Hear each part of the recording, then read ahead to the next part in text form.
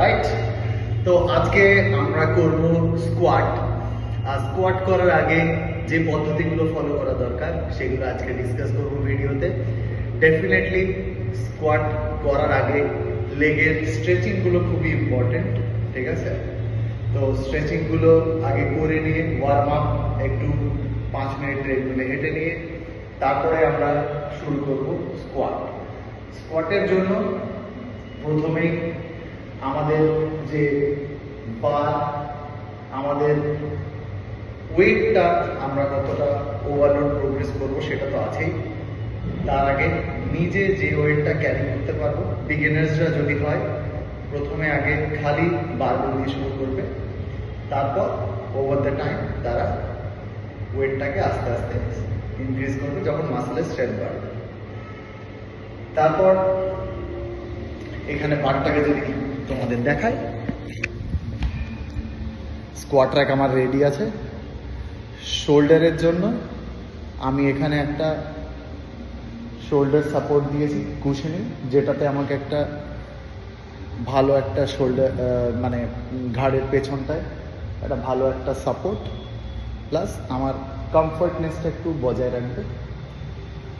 নিজের height accordingly বারবেলটা রাখা, তারপর আমার প্লেটটা, তারপরে খুবই সেফটি মেকানিজম ক্লিপটা লক করতে হবে, ঠিক আছে? অনেক সময় স্লিপ আউট হয়ে যেতে পারে, ওকে?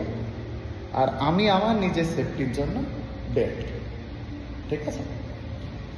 তারপর যে জিনিসগুলো আমাদের ফলো করতে হবে, নাম্বার 1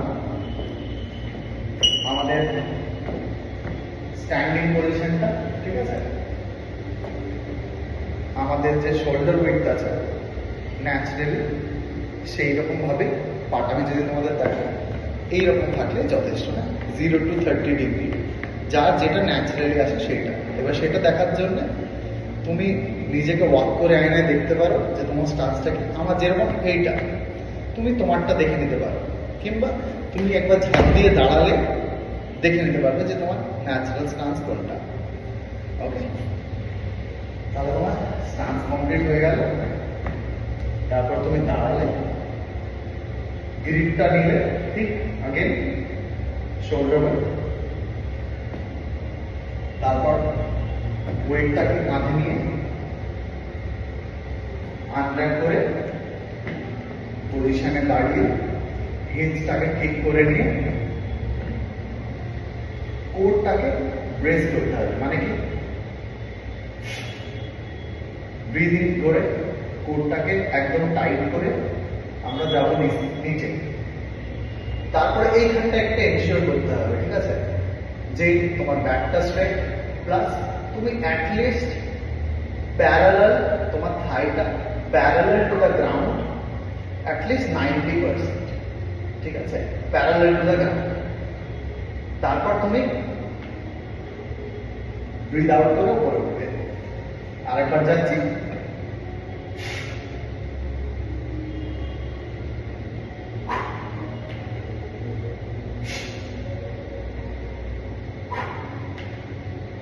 তারপর সেট কমপ্লিট হয়ে গেলে প্রথমের দিকে 12টা থেকে 15টা, তারপর এটাকে আবার র্যাকে ঠিকঠাকভাবে রেখে বেরিয়ে আসা।